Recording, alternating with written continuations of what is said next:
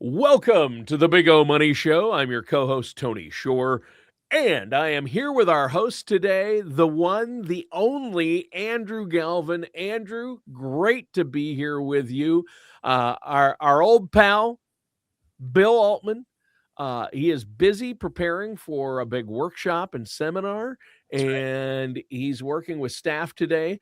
So he is out there working. He left you and I in charge of the show today. So Danger zone, Tony. danger, Will Robinson, danger. Listeners and viewers, this is going to be a fun one. The boss is away, so the cats will play, right, Andrew? Yeah, exactly. Yeah. Tony, great to be here. Excited for the show this week.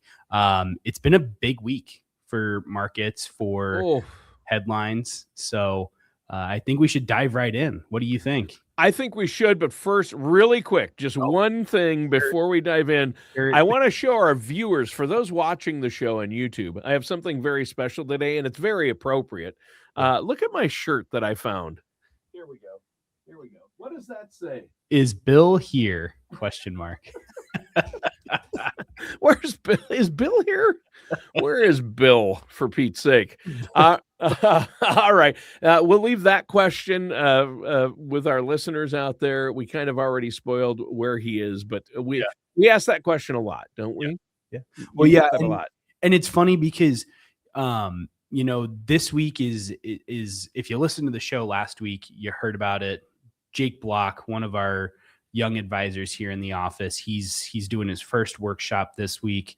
Kind of takes me back, Tony. It wasn't too long ago that I remember doing my first workshop, and it's a little bit nerve-wracking, but I'm excited for him. Sure, yeah. He's going to do well, and I'm really glad that Bill has taken the opportunity and given him the time to be able to get that done. So that's really cool. Well, is Bill here as a compliment to Bill, because everybody that comes into the office, hey, is Bill here? Because they want to meet the big guy, right? I mean, Bill's popular. The radio show's popular. Everybody loves Bill. So I thought the shirt was great. Is Bill here? You guys get that question a lot. Yep. Everybody always asks me, hey, you co-host that show. Is Bill here?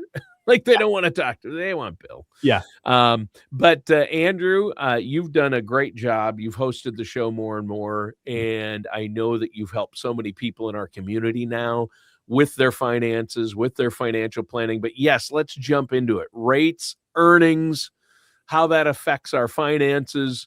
Yeah. What's going on? The Fed had a big decision. Where do you want to begin with all this? There's so much to talk about. Let's just talk about the Fed, because I think that's the big one, and I think it drives a lot of the economic activity, the market activity this week that we've seen. They kept rates steady, which I don't know that was necessarily on people's bingo card, maybe on some people's, but there's been a lot of talk about, will the Fed decide to lower rates? Will the Fed have to increase rates because of some of the things that are going on, Tony?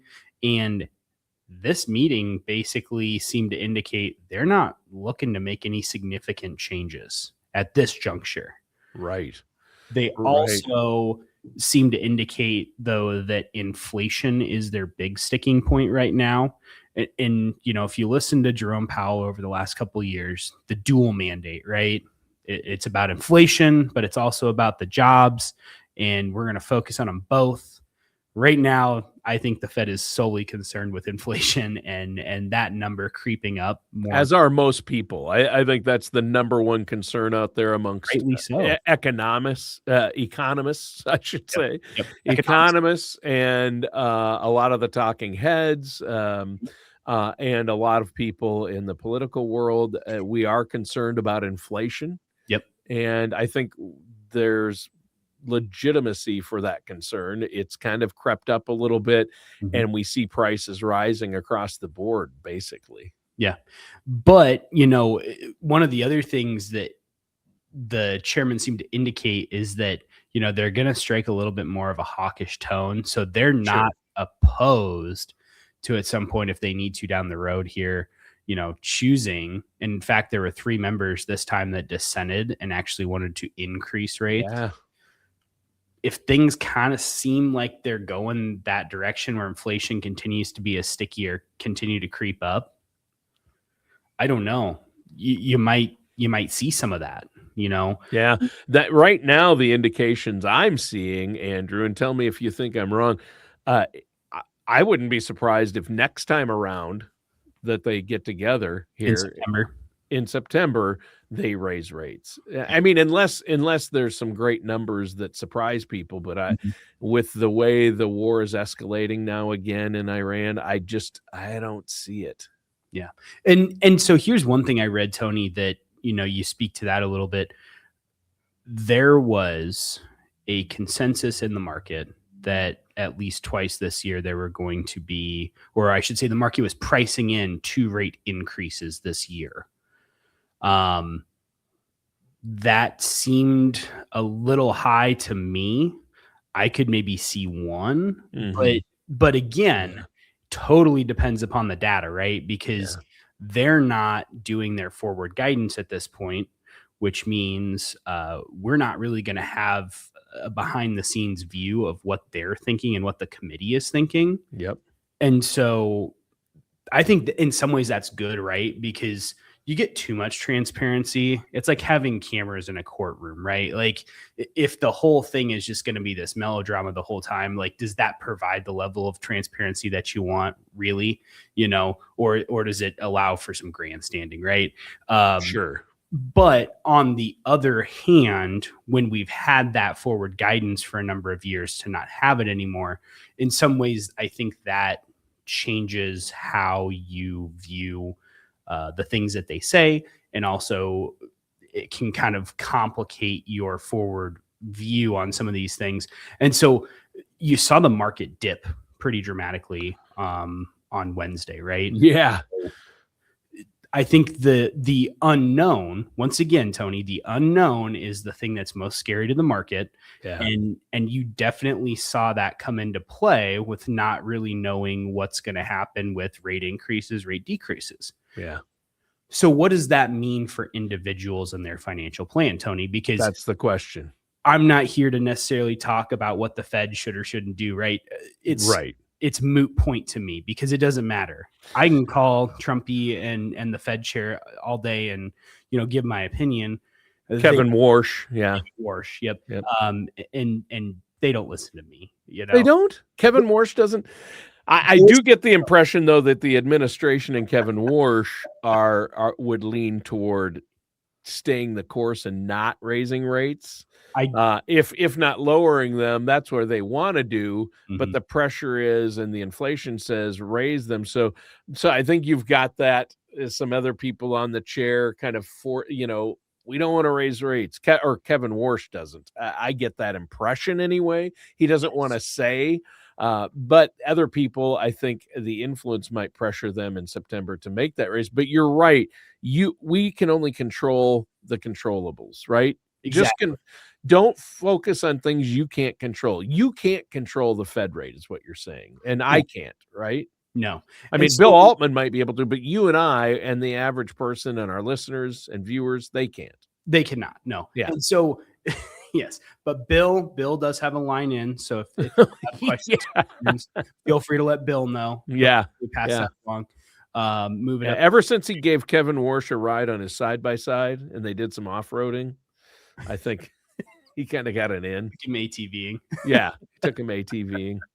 No, we kid. But, the other thing here, Tony, is that so what this means is you're probably going to have an environment where CDs, money markets, high yield savings accounts for individuals, MYGAs, those things are going to remain fairly solid. I would think for the next 12, 18 months, if they're talking about a rate increase, because even if they increase the rate, it's going to take time for that inflation to drop back down, for the economy to cool. We saw it in 21, 22, right? Yeah. They raised it dramatically in 22. Really, we didn't see signs of that kind of turning the page and the economy cooling until we got into the first part of 2023. So you have that 12-month lag, which means in the meantime, guess what? Retirement savers are actually going to still be able to make something on their cash positions, maybe even somewhat on their fixed income. That space might get a little dicey, though, if we see 1 or 2 rate increases. So bond positions, you might want to be, a little careful of, and so that's why I bring up the money markets, the CDs, all that stuff, because there are places you can get that, higher rate without having to worry about the principal drop off there. But yeah, lots to think about, right, Tony? There is a lot to think about. I mean, obviously, people wonder, why do we worry if we can't control it? Why do we talk about what the Fed is doing, or Kevin Warsh? And the reason is because interest rates affect people's savings. It affects your retirement plans. Absolutely. Because of how it affects things like your more safe money options and the interest rates attached to them. Can be a positive effect for retirees who have MYGAs or CDs or things like that, some money market accounts. And the housing market, I want to bring that up and ask you about that, because the housing market, there's been kind of a crisis with the housing market, as you know. Didn't you recently buy a house? I did, yeah. Actually, It's funny. We're moving in Tuesday. Yeah. But and you're crazy. You bought a house right in the middle of all this. You must have found a deal. I know that you're in the know. You know people. You know one of the top realtors in this area who helped you find a really good deal. Danielle Altman. I'm not going to name names, Danielle Altman, but yeah, Bill's wife happens to be that person. She's good. And she is great. But here's the thing. Interest rates eventually affect the housing market too. And it's already kind of out of control with pricing and things. And if interest rates go up, that could cause some problems too, couldn't it, for the housing market? It can. So here's how the Fed relates to the housing market, Tony. The Fed sets the rates, but what you find is with the steepening of the longer term treasuries, that's what really drives interest rates up or down with regard to a 30-year mortgage, right? Oh, sure. Because of the fact that it's going to be a much longer term note, very similar to those treasuries. So the two are pretty closely linked when you look at the markets with regard to mortgages. So the Fed going up, obviously that brings some into play with that. Sure. But it usually takes so long to affect it too, doesn't it? A very long time to affect it. Yeah. Yeah. So, a dramatic increase in, let's call it 25 basis points, 50 basis points, which, 0.25%, 0.5%. Does that necessarily translate to, 0.25%, 0.5% on the 30-year mortgage rate? Yes and no. But I think the other thing to think about here too, what's supply doing? Sure. It's like we've got a little bit of supply in Omaha right now as far as real estate markets go. I'm seeing more here too. Yeah. And we're also getting into late summer, early fall. So you were going to buy a house. Yeah. Probably you were doing it in the spring, early summer. So your late summer, early fall could be spent vacationing with the family and then getting ready to go back to school, right? That's usually what happens. So, it ebbs and flows. Sure. And that's the way that this stuff has always gone. So kind of, you don't want to necessarily have the horse blinders on. Sure. But when the don't panic, start talking doom and gloom. Yeah. Usually it's good to turn that TV off or turn the channel. Maybe watch a St. Paul Saints game. Yeah, watch the Saints game. The St. Paul Saints. So does Omaha have a minor league team? They do, right? Yeah, we've got the Storm Chasers. Oh yeah, the Storm Chasers. Very cool. Yeah, love that. Yeah. Warner Park's great. It's a great place to watch a game. Yeah. Really good food. Yeah. Kind of a cool little bar sitting area down that first base line too, which is fun. Really sweet. Yeah, we've done that for clients in the past and had an event out there, and I think it was really well received. So they do a tremendous job out there. Yeah, that's awesome. So, okay, so the Fed moving around rates, people worried about inflation. And the what is it? The Treasury, all the headlines yesterday, the panic was over. Oh, we're in a recession because Treasuries skyrocketed. Because of some of this unknown, right? And again, when unknown things happen, what do people do? Well, they kind of tend to a more risk-off attitude, just meaning, hey, I'm going to hold a 30-year Treasury because I know it's going to pay me, close to 5%. Yeah. I mean, if you can guarantee that over the next 30 years, isn't that a good deal? If you have the liquidity on the other sides of it, right? So I'm not necessarily recommending people go out and buy a 30-year Treasury. That's not what I'm saying here. But that's attractive, right? It's attractive in an environment where you're not sure what's going to happen with the market. Because then we go into, if interest rates go up, normally the market has a little bit of a pullback when that occurs. So again, going into that general risk off attitude, Tony, I think that's where the market starts to get a little scared, a little unsure. So yeah, all these things are tied together though, right? Sure. I mean, you don't have these things happen in a vacuum. Yeah.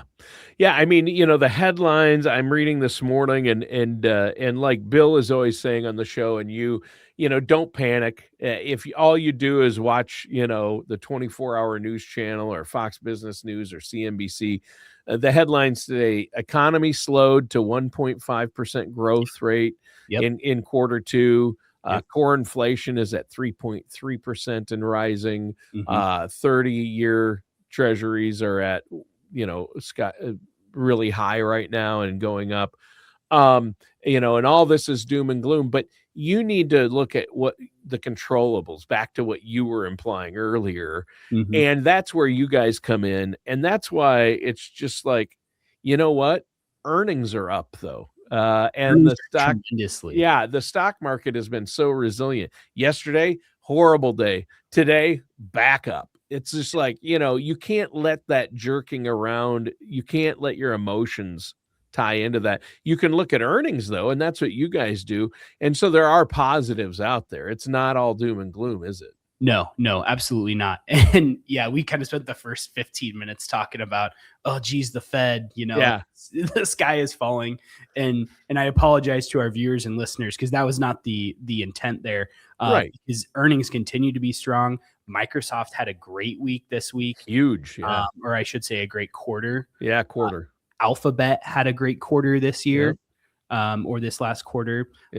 Meta's off a little bit. Their forward guidance, their outlook for the next, couple quarters of the year is going to be off what they thought at the beginning. Apple and Amazon report this week as well. So, I mean, earnings continue to be strong, especially in that tech sector. So, and across the board, a lot of small and mid cap stuff is rising. You know what I mean? As you see, like, oh yeah, Meta's down, but other things are rising, and that's why you have diversified portfolios for your clients, right? That's right. Yeah, your clients don't need to panic because they have a plan. They have different buckets of money. They have a plan. Right. You make adjustments from year to year. You got to stay the course. Don't let your emotions make you make bad financial choices that are going to be costly, is the message, isn't it? Yeah, always the message. And here's the other thing that I'll say about this volatility that we've seen this week too, Tony. If somebody is so wrapped up in their portfolio that, a 1 or 2% swing down and a 1 or 2% swing up is going to make or break their day or week, maybe we have too much risk on the table. And what I mean by that is maybe there's too much money that's in the market that we need to find a different allocation for. And that's where we go back to creating that compass report, talking about your color of money score that says how much risk you should be taking. All of those things tie into this topic, right? Because if you're not correctly allocated, of course you're not sleeping at night when these things happen, right? I mean, if I wasn't supposed to be gambling for a living, but I was going to the casino to pay my bills, I'm probably going to have a bad time, right? Because there's going to be days at the casino that are great, and there's going to be days at the casino that are going to be bad. I'm not saying the market is necessarily like a casino, but I'm just using it as an illustration, right? To say maybe that's not the right vocation for me. The same, Right. A client, maybe 80% allocation into the stock market. Maybe that's not the right allocation if you can't sleep at night when these 1 or 2% swings happen. And they do. They happen all the time, right, Tony? Yep, they happen all the time. And, if you start to panic or hear the news or get emotional about the economy or your finances, you need to pick up the phone and give Andrew a call, give the team there at Par Advisor a call, go to bigomoney.com and just bigomoney.com and schedule a consultation. There's no charge, there's no obligation. And I know you have a great team there. You can sit down, help people with all the different aspects of their financial lives, from healthcare to investments to retirement planning. It's all to Social Security maximization. It's all right there. I think that's so crucial because we do hear more and more every day. I mean, the headlines, like I said, I made the mistake of looking at those financial news sites this morning, and it's just like crazy, right? I do it every week. I'm guilty of looking at the headlines the same way. You have to stay on top of what people are saying. That's the difference. The average person, if you're tempted to do that, instead just go see a Storm Chasers game. You'll be a lot happier, or just go into the office to discuss it, right? Put the phone down. Yeah. Hang out with the grandkids. Yeah. Go call your friend. I guess you got to pick up the phone and call your friend, but stop looking at the phone. Or call the Big O Money Show. Call the Premier Advisory Group, right? Yep. Yeah. And you can give us a call at 402-557-6730. Get it on with Justine. Get on my schedule. Get on Jake's schedule. Get on Bill's schedule. I mean, we'd love to sit down and talk with you about this stuff and make sure that you're properly allocated. Yes. That you have enough growth for the long term, but you have enough safety for the short term volatility that I think we're going to continue to see this year. Yeah. At the end of the day, the market is up right around 9% this year. So for all of the doom and gloom, I mean, we're still approaching long-term trend on the S&P 500 for the year, and we're only 7-8 months in. We still have the Santa Claus rally that usually happens in the fourth quarter. There's plenty of stuff to be positive about, Tony. And so I think all of these things that we've talked about today, don't let the headlines control what you do with your finances. Make sure you have a plan. Make sure you're working with somebody. And if you're not, pick up the phone, go online, let us know. We'd love to help you out. Yeah. And the good news is, what I love about this is you guys worry about what the Fed's doing. Yep. You guys stay on top of that. I don't need to worry about it. I can't control it. I only worry about what I can control. And even that I put in the hands of professionals. It's just like the same reason I don't operate on myself if I need a surgery.